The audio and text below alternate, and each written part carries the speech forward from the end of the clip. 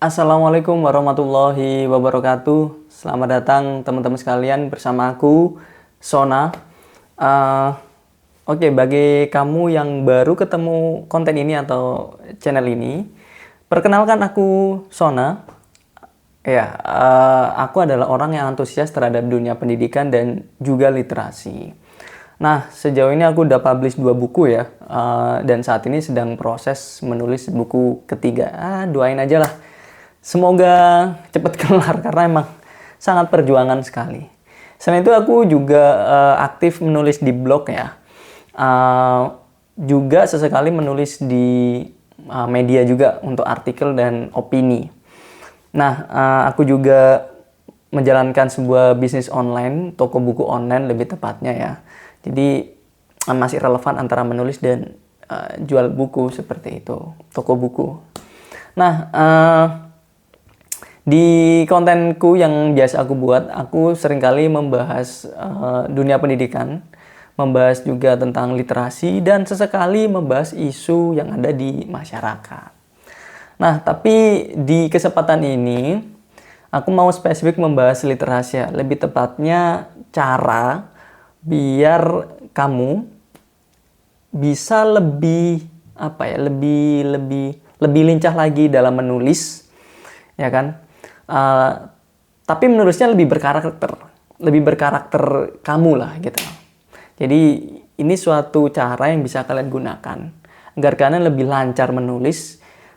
Nah, nulisnya pun punya karakternya ya karakter kalian sendiri ya, karakter yang kalian buat lah seperti itu. Nah, selain itu juga ini bisa sekalian menjadi cara agar kalian itu punya banyak cerita alhasil. Jadi nggak bingung lagi, kayaknya hidupku nggak ada cerita deh yang bisa disampaikan. Jadi kalian itu alhasil nggak ada kayak kasus kayak gitulah intinya. Jadi kalian merasa, oh ya kemarin aku punya ini, aku punya cerita dan aku bisa menyampaikannya. Oke, jadi sebelumnya aku sampaikan sebelum masuk ke cara apa sih gitu kan. Sebelumnya aku menganggap menulis ini seperti halnya ini ya, bikin konten. Kalau bikin konten itu kan ada yang namanya pra-production atau pre-production, terus production, terus post-production. Jadi yang menjadi krusial umumnya itu adalah di pre-productionnya atau sebelum produksi, gitu, sebelum syuting lah intinya. Itu yang aku anggap sebagai hal yang penting ya. Ya mungkin ada orang yang menganggap yang penting itu di syutingnya. Tapi kalau aku pribadi ya sebelum gitu loh. Jadi kalau sebelum syuting atau sebelum pembuatan konten itu sudah mateng, ya ketika syuting jadi lebih enteng lah. Nah, menulis pun sama. Sebelum menulis pun juga harus di-prepare, dimatengkan. Kalau sudah mateng, nulisnya enak, alhasil seperti itu. Nah, nanti tinggal post production, ya penyuntingan seperti itu. Nah, sebelumnya hal-hal yang berkaitan dengan pre-production itu ya cari idenya ya pasti ya gitu kan. Idenya apa sih? Ide bisa berangkat dari keresahan atau keunikan tertentu dan seterusnya lah. Banyak hal bisa menjadi ide. Selanjutnya ya kita bikin kerangkanya. Nah, biasanya aku memfokuskan sebelum-sebelumnya ya, atau selama menulis ya, selama menulis ini ketika aku menulis gitu, menulis buku atau artikel atau opini gitu kan, aku benar-benar kental banget, aku kuatkan banget di urusan ini ya, bikin kerangkanya. Nah, bikin kerangka ini bisa dibuat dari ketika kita brainstorming gitu atau bikin mind mappingnya gitu. Jadi ada ide nih.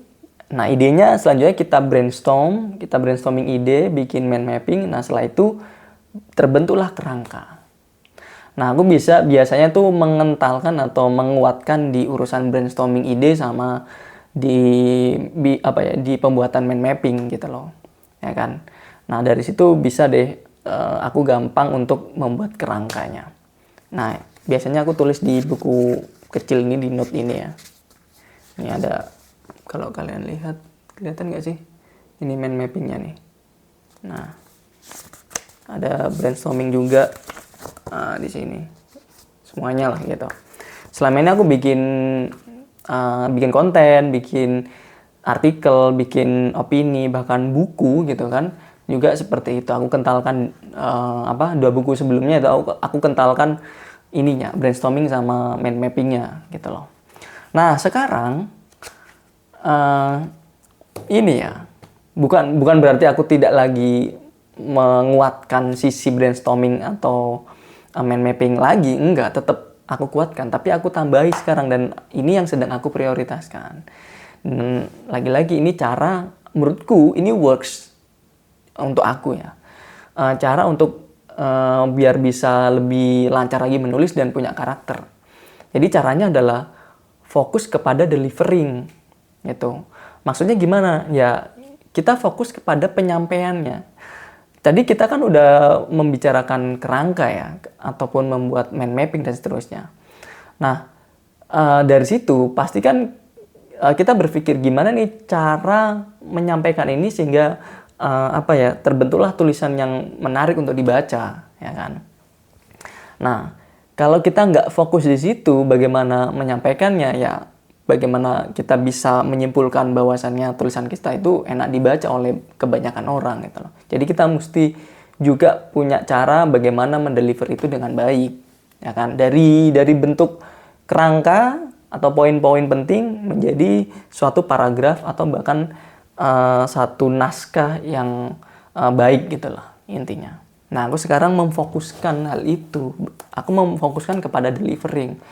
Nah, caranya gimana delivering itu? Adalah ini semacam free writing, tapi kita sengajakan untuk menggunakan gaya bahasa seperti apa. Aku sudah pernah bahas di kontenku sebelumnya terkait free writing itu seperti apa ya. Tapi singkatnya free writing ya kita nulis bebas. Nggak ada batasan apapun. Apa yang kita pikirkan ya udah kita tuliskan. Jadi ini hanya free writing, hanya proses kita mentransfer aja tuh apa yang menjadi ide di dalam pikiran kita ke dalam bentuk kalimat gitu. Intinya bisa 1 atau 2, 3 bahkan 1 paragraf. Udah transferring aja gitu. Nah, delivering itu free writing yang disengajakan menggunakan gaya bahasa tertentu. Nah, Nah, ini buku catatan yang khusus aku gunakan untuk delivering ya. Gitu. Jadi ini ya kalau dibilang ini free writing, tapi aku fokus kepada delivering juga gitu loh. Dimana gaya bahasa aku tentukan banget di sini. Kalau kalian, nah inilah. Jadi sifatnya bukan kayak brainstorming lagi bentuknya ataupun mind mapping yang bukan, atau bahkan kerangka enggak gitu. Tapi ya ini cerita gitu kan. Aku free writing di sini, menulis bebas di sini, tapi aku tentukan banget gaya bahasa seperti apa. Nah, untuk saat ini di sini ya gaya bahasa yang ku gunakan adalah gaya bahasa yang cenderung ini ya non formal, atau lebih tepatnya kayak atau casual, atau seperti halnya kita bertutur gitu lah, seperti ini, bertutur kata, seperti ngomong gitu kan, storytelling seperti ini, verbal lah ya. Seperti halnya gaya bahasa verbal, tapi pakai kaidah-kaidah kepenulisan tentunya. Nah, alasanku karena aku ingin membentuk karakter yang seperti itu. Ini sebenarnya dimulai ketika aku rutin menulis opini ya, gitu. Karena kalau menulis opini kan gaya bahasanya cenderung lebih casual ya, ketimbang yang artikel gitu loh. Nah, aku lebih merasa, ini menarik nih gitu kan. Sehingga aku lebih mengkonsentrasikan diriku kepada gaya bahasa seperti itu. Nah, aku pengen aku nulis tapi kayak ngobrol dengan orang lain gitu, sehingga orang lain ketika baca itu seperti halnya dengerin aku ngomong. Intinya kayak gitu, kayak kita conversation. Nah, itu yang aku targetkan. Jadi mungkin kenapa aku sharing ini ya karena mungkin ini bisa works juga untuk kalian gitu loh. Artinya ya sebelumnya kalian harus belajar bagaimana ini ya brainstorming ide yang baik itu seperti apa, terus mind mappingnya juga, terus bikin yang namanya kerangka tulisannya itu seperti apa. Kalian harus belajar itu terlebih dahulu kalau menurutku.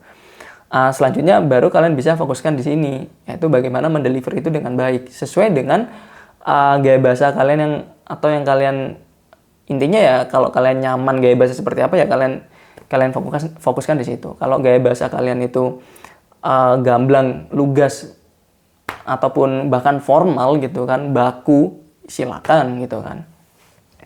Senyamannya atau sesuai dengan karakter kalian. Tapi aku sekarang lagi ngebentuk. Karena sebelumnya kan aku jadi gini.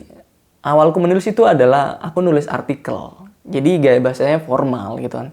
Selanjutnya aku kan nulis buku. Kemudian aku menulis opini. Timelinenya seperti itu. Jadi aku kebiasaan udah menggunakan gaya bahasa yang formal dari artikel itu. Nah sekarang aku lagi tertarik dengan gaya bahasa yang lebih casual.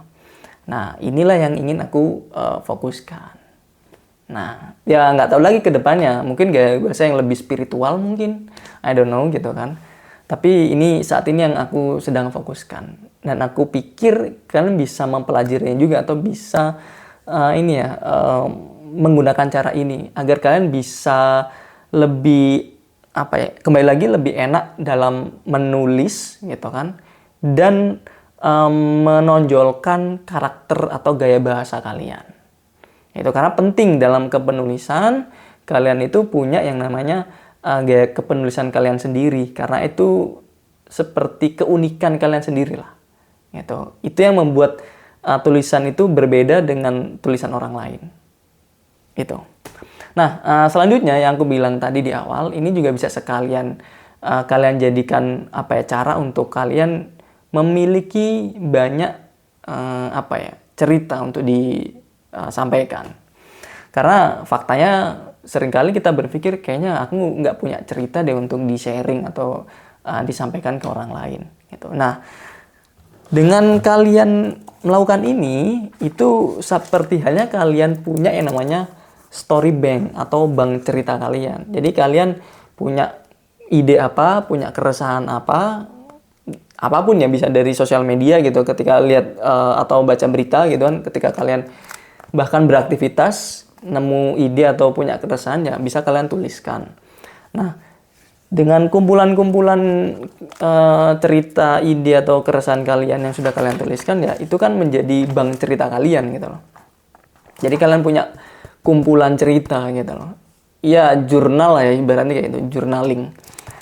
Sehingga nantinya gitu kan, kalau kalian udah banyak menuliskan itu, ketika kalian ingin menceritakannya kepada orang lain, entah itu dalam bentuk verbal maupun tulisan, ya jauh lebih mudah gitu. Oh iya, pernah nulis ini gitu kan. Ini kayaknya relevan dengan topik conversation di tongkrongan deh. Kayaknya disampaikan aja. Nah, bisa tuh seperti itu. Atau kalian bahkan punya ide untuk bikin tulisan lebih panjang, bisa artikel, bisa opini, atau bahkan buku ya, atau cerpen gitu. Ya kalian bisa mengambil referensi ceritanya dari apa yang sudah kalian tuliskan di sini. Itu. Jadi nggak lagi berpikir nulis apa ya, terus apa ya kelanjutannya enaknya ya, udah nulis di sini tapi kayaknya kurang deh, kelanjutannya seperti apa kan ya. Nah, kalian bisa ngambil referensi itu di buku catatan kalian, di mana kalian memfokuskan pada delivering tadi, seperti itu. Jadi lebih memudahkan kalian deh. Well, mungkin itu aja yang bisa aku sampaikan.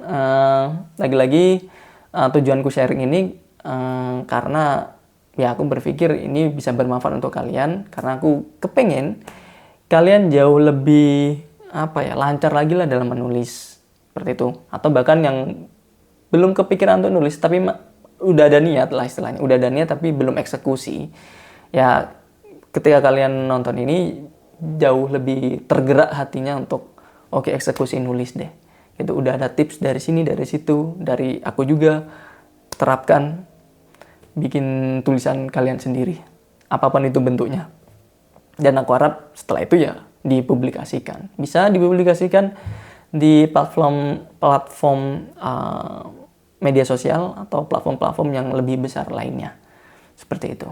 Sehingga lebih banyak lagi tulisan yang tersebar atau bertebaran di sosial media, di internet gitu, ataupun media cetak ya. Intinya seperti itu. Sehingga kita banyak baca, terbentuklah pola pikir yang jauh lebih baik.